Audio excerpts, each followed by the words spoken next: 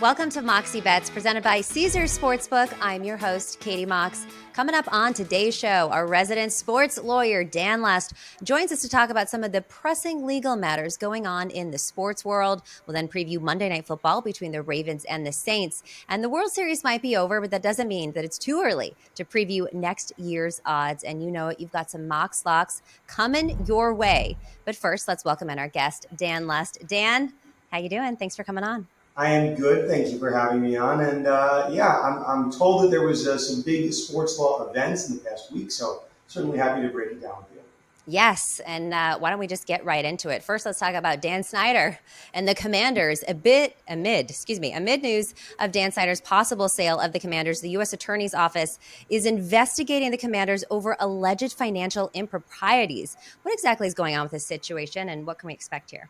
So the news of the investigation for financial improprieties isn't necessarily new because Congress kind of unearthed this maybe, 2-3 months ago. The news today that is very big is that the United States Attorney General's Office in the Eastern District of Virginia has now opened up a criminal investigation into the team. So we knew there were maybe whispers, but the fact that a federal entity is willing to pick that up is very significant. And then on top of that, we still have pending state investigations in the DMV area. District of Columbia, obviously, and Virginia. I would say in some sense the walls are kind of closing in on the Commanders, and we'll see if that forces Dan Snyder out. Well, I hope so, because I feel like, there's nothing more that this fan base and just NFL fans in general want than Dan Snyder out. And he continually says he'll never do things. And then, the legal stuff gets in the way. And now all of a sudden he's selling the team. Do you think that they will actually sell the team? Yeah, not a coincidence this past week, and we're not sure what came first. Obviously, the news of this federal investigation came out the same day that Dan Snyder said he was hiring Bank of America to consider options for sale. So, Katie, I think, could he sell 100% of the team? Sure, but he's also considering selling a minority percentage of the team. So within the last year, Snyder actually bought back 40% from his minority owners, so now he's the 100% owner. But, if you're fighting all these legal battles back and forth, and it's been well reported that he's paying $500,000 a month to attorneys, maybe you need some cash. So selling off the minority share is certainly possible. But do I think a sale is likely? I think we're hearing it now from other NFL owners. Jim Irsay, owner of the Colts, spoke out, I think, on behalf of other NFL owners and said that they have the votes to kick him out. So if Snyder doesn't want to voluntarily sell, the NFL has that at their disposal. If they get 24 of 32 NFL owners to vote him out of the league, all of a sudden Snyder can't say, hey, I'm only selling 80% of the team. I'm only selling 50%. The NFL will divest him of 100% of his shares. Hard to get the good old boys club to turn on one of their own, although if there's anyone that's a candidate, it's definitely Dan Snyder. All right, let's move on to the NBA. They've been getting a lot of negative attention these days. So let's start with Josh Primo and the Spurs. A former clinical psychologist for San Antonio filed a lawsuit last week alleging that the organization ignored her repeated reports of indecent exposure by Joshua Primo, the 2021 lottery pick, who was released by the team last week. What are the precedents for a situation like this? When I heard there was up to 9 times that he had exposed himself, it was shocking and disgusting and not unbelievable in the sense that I don't believe her, but unbelievable in the sense that this happened. Yeah, there's not really much precedent for it. If we're talking about players to be released from their team that were that high of a pick in the draft, and that shouldn't really protect you. It's the history of sports. Sometimes it does, but somebody asked me, is there a precedent? I'm like, well, Henry Ruggs, right, the Las Vegas wide receiver, was cut from his team with some really ugly, vehicular manslaughter charges. For a team to cut bait with a guy, I think Primo was the 12th overall pick in the draft. That's pretty alarming. So this lawsuit comes, it's again claims of indecent exposure that Josh Primo exposed himself to a sports psychologist 9 times, and the team did nothing about it. The Spurs have now cut bait with Primo, but why do you cut bait unless you think he did something wrong? So here is where it gets a little tricky. The lawsuit is against Primo and also against his employer, the San Antonio Spurs. So, the Spurs are now trying to deny the allegations. But then again, you cut bait with Primo. Why would you release him? Yeah. Right. If you didn't think there's anything wrong, stand by your guy, which they're not doing. So I think there is something to read into that. Also, just the psychologist too, like exposing yourself, just the sickness of all of it. And obviously we know Deshaun Watson and what he did with the massage therapist, but it's not even a situation. I mean, you should be fully clothed. You're fully clothed when you're sitting down with your psychiatrist. So there's no reason that would even be something that could have accidentally happened. And of course, 9 times is it's just unbelievable. It's Well, gross. if you want to get into the weeds here, I mean, it's kind of funny. Like the Josh Primo issued a statement the day he was released. He said it's a very short statement, but it said, "In light of today's news, I'm sure you're surprised. I'm dealing with a previous mental trauma, and I need time to kind of think about that." In his initial statement, there was no denial of what happened. Right? If I'm the attorney, I'm writing a statement, I would deny it and then say whatever else. I need time to think about this. Please respect my privacy. No denial. So 4 days. Respect my privacy when I was exposing myself to my therapist. Right, You didn't respect anything about her. but the truth is, right, like, we'll call a spade a spade. Everyone, in theory, should be innocent until proven guilty. But if you don't Yes. deny the charges and you cite some previous trauma, I'm going to think, hey, you did this thing because of something bad that happened to you in your past. Yeah. So, Katie, the interesting part, maybe people want to get into the weeds here. 4 days later, we have this interesting press conference from the sports psychologist. And now here's the denial. Hey, this was maybe inadvertent exposure. The sports psychologist never told us anything. They never gave, Josh a heads up to fix himself or whatever else. So, why did it take 4 days to issue a denial? That to me as an attorney, red flags, red sirens. I think that was a really big tactical error on Primo's team's part. And now they're going to have a really uphill battle fighting this in the court of public opinion. Well, good for her. There's nothing inadvertent. You can't expose yourself inadvertently when you're fully clothed in a therapist's office. You have to deliberately do something like that. So it'll be really interesting to see how this goes out. But you know what? Good for her. And I hope she gets everything that she deserves, because 9 times without doing anything is just disgusting. All right, let's move on to the Nets. They're seeing their fair share of the controversy. First, it was the news that they were on track to hire suspended Celtics coach Ime Udoka. The Celtics reportedly agreed to let him pursue other opportunities. What are the legalities of this situation? And have you heard anything like Ime is definitely going to go to the Nets now? I'm sensing a tide in the Nets culture. So from a legal perspective, again, Katie asked me earlier about precedents. I have never heard of someone getting suspended by a league, either a player, a coach, executive, and then about to be hired mid-suspension or signed mid-suspension. So that part's a little odd. So then you have to kind of ask yourself from an optics perspective. Katie, we talked about the Ime Udoka stuff not so long ago. It's alleged to have been, an inappropriate relationship with a female employee of the team. We really haven't gotten the details as to exactly what happened, but the Celtics felt it was important enough to suspend, arguably the top upcoming coach in the NBA, Ime Udoka. So they suspend him for the year, and now the Nets are wanting to hire him, and I'm sure we're going to talk about Kyrie Irving, but to put gasoline on that fire is kind of odd. And then you kind of have to ask yourself, did the Celtics overreact, or do the Nets have a higher tolerance than most for maybe controversies, which, I think it's fair, but certainly unprecedented in our history. Yeah, I mean, I agree. And it is just so, it's like, was it not that bad? I don't know what this says about the Nets organization, but the Nets organization is just in free fall right now. So let's go ahead and talk about Kyrie Irving, who is basically public enemy #1 right now. After his anti-Semitic social media post, he has walked that back and apologized after he doubled down on it. What do you think about this situation? What happens going forward? And what are Kyrie's rights and the Nets' rights in this situation? So I guess we can talk about it. It's kind of an ugly subject in some way, shape, or form. I'm seeing some stuff trend on Twitter, like I stand with Kyrie. So there seems to be some split of opinion. I think we can help separate some legal fact from fiction, right? First Amendment entitles Kyrie to say what he wants, absent some type of criminal liability. Wait, Dan, let me just stop you right there. How frustrating is it as a lawyer, the amount of people who don't understand what the First Amendment protects you from versus what it does not? It's unbelievable. I'm pretty sure everybody went to high school here. This is something that we learn. It does not, you cannot, you still get fired. You just can't be federally prosecuted. That's it. That's it. 100%. And then that's the important thing. People can say that Kyrie has the right to say whatever he wants, and he does, right? He's not getting thrown in jail, but your private employer is the Nets. The NBA is a private entity. We can talk about Kanye West, right? Adidas is a company. It's a publicly traded company, but it's not a public forum. You're not standing, I'm right across the street from Times Square. You're not standing on the soapbox and saying these things, right?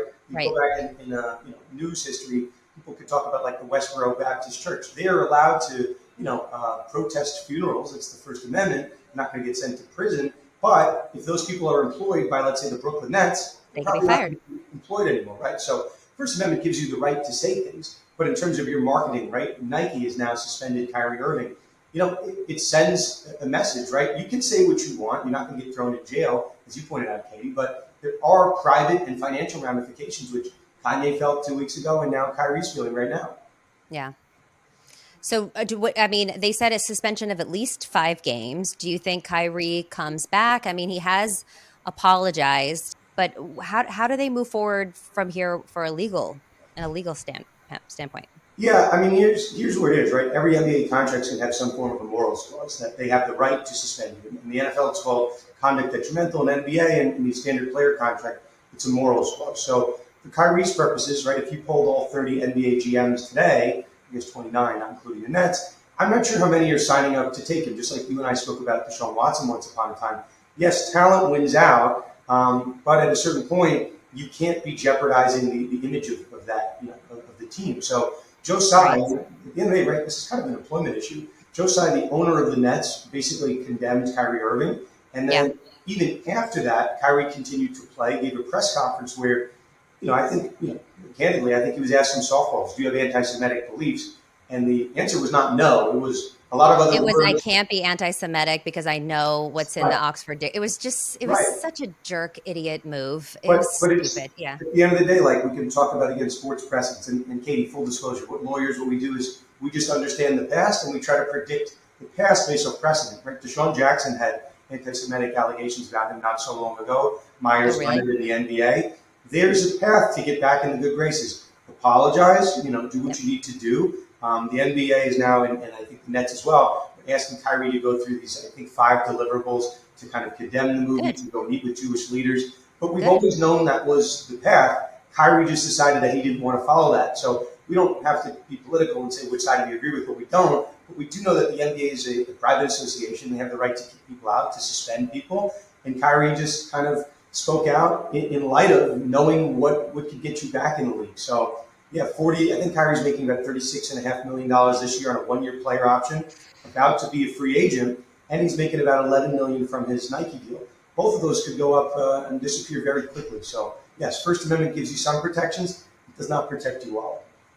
No, it'll be interesting to see. I'm glad that he apologized. We'll see what happens. But like you said, he's on a 1-year deal right now. I doubt he gets picked up again from the Nets. He's just been causing problems for the Nets, I don't know, over the last 2 years by refusing to do a lot of things that they have requested of him. And I don't know how attractive he looks to other teams because he's just a liability in every way that you look at it. You know what? I feel bad for Kevin Durant at the end of the day, right? Durant goes from playing with Steph Curry, maybe one of the greatest players of all time, to aligning himself with Kyrie and then James Harden. So what could have been for Durant's career, I mean, I think he was probably trending to be a top 10 guy of all time. And his time in Brooklyn has been, really forgettable. Obviously, he was like 1 foot away on the three-point line from going to the NBA Finals. But, it's just pretty sad to see Durant's career now tied to Kyrie's. And, we'll see what happens in the next couple of years here. Yeah, right, Dan. Thank you so much for your time and for giving your free legal analysis here. Let the people know where they can find you.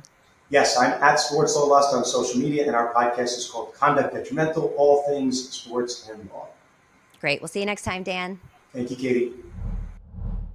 All right, people, we're brought to you by Caesars Sportsbook, the greatest sports betting app of all time. See, it's not just about the daily promos, odd boosts, or the hundreds of ways to wager. It's about the immortal words of Caesar himself. You bet, you get with Caesars Rewards. Every bet you place on the app, no matter the outcome, earns towards exclusive perks at Caesars Rewards destinations everywhere. Hotel stays, concert tickets, bonuses, and more. Download the Caesars Sportsbook app, become a Caesars Rewards member today, and get more with every wager. Must be 21 or older to gamble. Gambling problem? Call or text 1-800-522-4700. Lions, Tigers, and tailgates. Oh my, the college football season is always a great time of year. Besides the jerseys, the face paint, and the foam fingers, there's the food. And nothing gets you more fired up for game day than Eckrich smoked sausage. They're naturally hardwood smoked and have the perfect blend of spices. From buffalo sausage dip to sausage chili mac and cheese, Eckrich smoked sausage is a quick way to bring flavor to all your tailgate meals. Visit Eckrich.com for easy, one-of-a-kind sausage recipes. Eckrich, you do you. Time now for Capper's Corner, where we welcome in our normal Dan on Mondays, Danny Brasco. How's it going? How's your weekend? Fantastic. Great weekend in the NFL. Feeling hot, ready to carry it over to Monday Night Football. So let's keep it rolling. Let's keep it rolling. Before we get into Monday Night Football, let's talk about the 2023 World Series odds. The Astros won the World Series on Saturday night. Unlucky for us here in New York, or just maybe not so happy about it. And of course, it's not too soon to preview next year. So the Dodgers and Stros lead the pack at plus 550 on Caesars, followed by the Braves and the Yankees plus 850. The list goes on from there. Danny, it's really too early, I guess, to seriously consider these odds. However, anything caught your eye as of now? Yeah, I mean, thinking about this team, how they built for the future, they made a run at the World Series this season, and it felt like 1 year early already, but you got to look at plus 1,400 for the San Diego Padres. Oh, yeah. Now, I mean, I got to feel like this is probably what you're on too with the odds and 100%. just the talent level that team now has with Soto, Machado, Tatis when he's healthy. When they're all together, they're just maybe a bullpen reliever or a great starter away from being over the top end World Series caliber. So plus 1,400, I'm interested in the Padres next year. Yeah, same for me. Just like you said, I mean, even without Tatis, they still were able to upset the Mets and the Dodgers. I don't think anyone thought that they would upset the Dodgers and make it all the way to NLCS. So at plus 1,400, agree with you 100%. Have to go with the Padres. So let's now switch over to football and preview Monday night between the Ravens and the Saints. This is the first meeting since 2018. The Saints did win that one 24-23, but that was with Flacco and Breeze. So a little bit different lineup tonight. The Saints are 0-3 straight up and against the spread in home primetime games. That was last season. This is their first home primetime game of the season. The last primetime game that they had not at home this season, Andy Dalton basically ruined my life. But with a win here, the Ravens can stay atop, at least a game ahead of the Bengals atop of the AFC North standings. And the NFC South is still wide open. The Saints coming off a shutout against the Raiders. Ravens money line minus 120, spread 1.5, over under 46.5. This was 48.5 just a few days ago, but a lot of people hammering the under on this one. What any play that you have on the side or the total? Yeah, I'm going to play both. I actually have a bunch of bets in this game. I got 5 that I'm going to give out on this show. So I like action in this game. I guess let's start with the total. I'm on it with everyone else that you mentioned is hammering, and I'm going with the under 46.5. I wish I got those couple points, but I still think it's safe to play here. Just both teams kind of depleted rosters due to injury, and we know the Ravens are going to be without Rashad Bateman, also without Mark Andrews, so Lamar, already kind of thin receiving core, gets even thinner.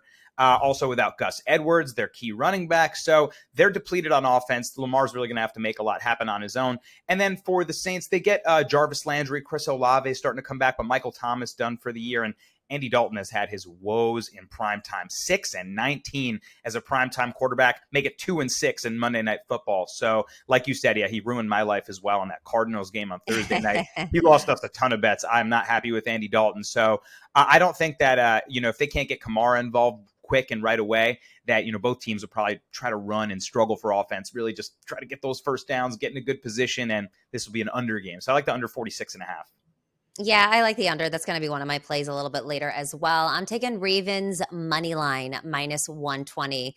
You just alluded to it. Andy Dalton, career in primetime. Let me just go through some of these stats. He's lost 6 straight games, each by 8+ points. The last one was 2018 versus the Ravens. Okay. He's 6-9 straight up, like you said, in career. The worst since the merger with a minimum of 25 starts. He's also 9-16 against the spread in his career in primetime. That is the second worst since the merger. Harbaugh, he is 16-9-2 against the spread, 64% with 10 or more days rest between games, covering by more than 4 points per game. Lamar Jackson also 18-9-1. That's 67% against the spread in career on the road against the NFC. He's 13-1 on the road. So I'm going to go ahead and lay the points here with the Ravens.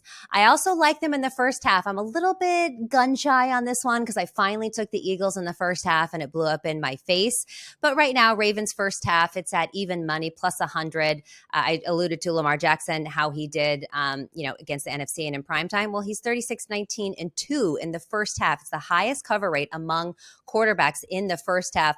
Harbaugh also good in the first half, 18-8-1, 69.2% against the spread. That's his record in the first half with double-digit preparation days. He's the most profitable first half coach of 126. This is according to Action Network in their labs database. So I'm going to I'm taking the Ravens for sure because I don't trust Andy Dalton, and I think I might go half a unit, maybe even a full unit on the Ravens in the first half. Again, feeling slightly gun shy with what the Eagles did to me, but look at the trends are all pointing in that direction. Yeah, I love all the stats and trends that you just hit us with. I read that article as well. I really enjoyed a lot of the information in there. And to even further your point about first half and John Harbaugh and the Ravens, even over 20 plus years, he's the most profitable first half coach at 58%. So, even in a bigger sample size, he gets it done. So I know what you mean about first half bets, right? It can often be a tale of two halves. And when the team wins the game outright, but loses the first half, you're like, why did I overthink that? But I think you have a good angle here. And yeah, I'm with you on the Ravens. I'm going to take the money line minus 120. And I like the first half too. The sharp bets are probably going to be on the Saints, considering all the injuries that the Ravens have. And I don't blame that. But again, I'm going trends over sharp action in this one. The Ravens, John Harbaugh prep time. And Lamar Jackson is a Monday night beast. Look at his numbers on Monday night. Excellent QBR. He rushed in 5 games. He's almost rushed for 500 yards.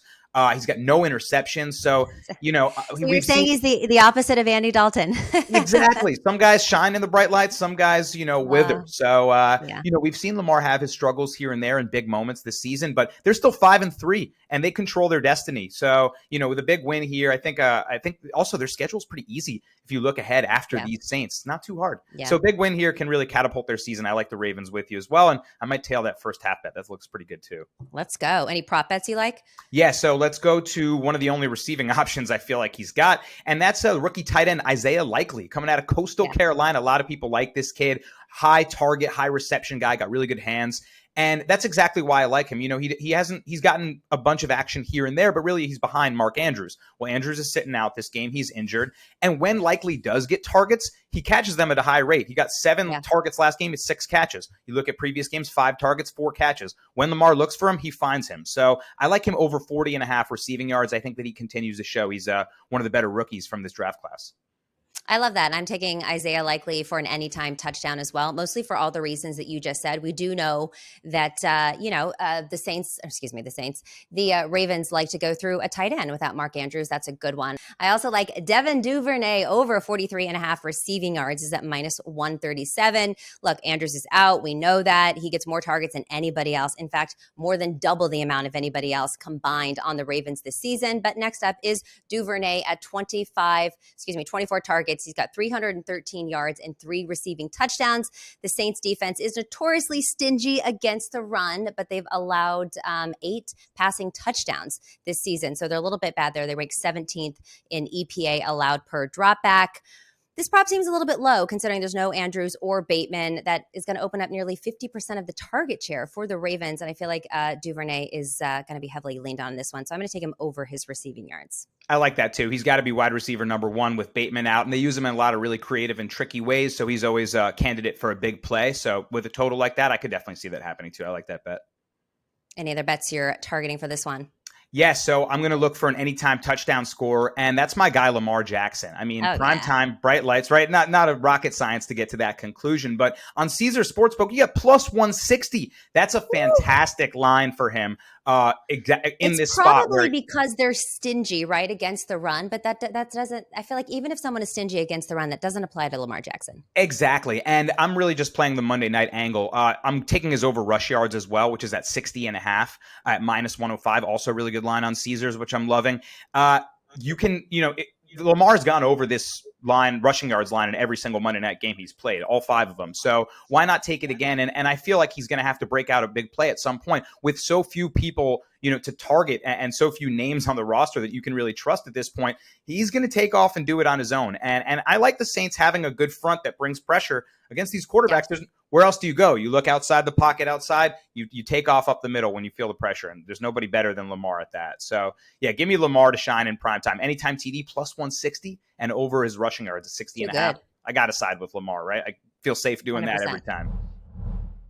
Football season is here, and nothing beats seeing your favorite team live. Not only does Vivid Seats have great NFL ticket prices, they're also the official ticketing partner of ESPN. And with Vivid Seats rewards, when you buy 10 tickets, you get the 11th free. Download the app or visit vividseats.com today. Vivid Seats, life happens live. Receive a reward credit equal to the average price of 10 tickets purchased, excluding taxes, fees, and processing costs. See vividseats.com/rewards for terms and conditions.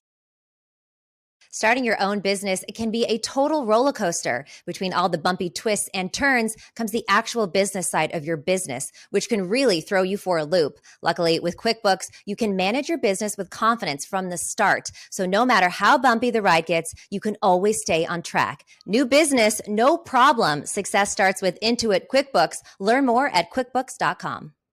All right, time now for Mox Locks. We've got a lot of synergy. We both gave you 5 plays for this game. The ones we're locking in, I like the under 46, and I also like Isaiah Likely anytime touchdown at plus 180. Danny's going with Lamar Jackson over 60.5 rush yards. It's at minus 105, and the Ravens money line minus 120. Danny, anything else you want to tell the people? Yeah, catch me out in Columbus, Ohio with Caesars this Friday, this whole weekend. NFL season's been on fire. Great last weekend. UFC, huge event, Adesanya versus Pereira. So I'll have a lot of betting action coming up. I'm really excited for sports events to come. Let's get it. Let's get it. All right, this has been Moxie Bets presented by Caesars Sportsbook. Don't forget to follow us on social at Moxie Bets. We'll see you Wednesday.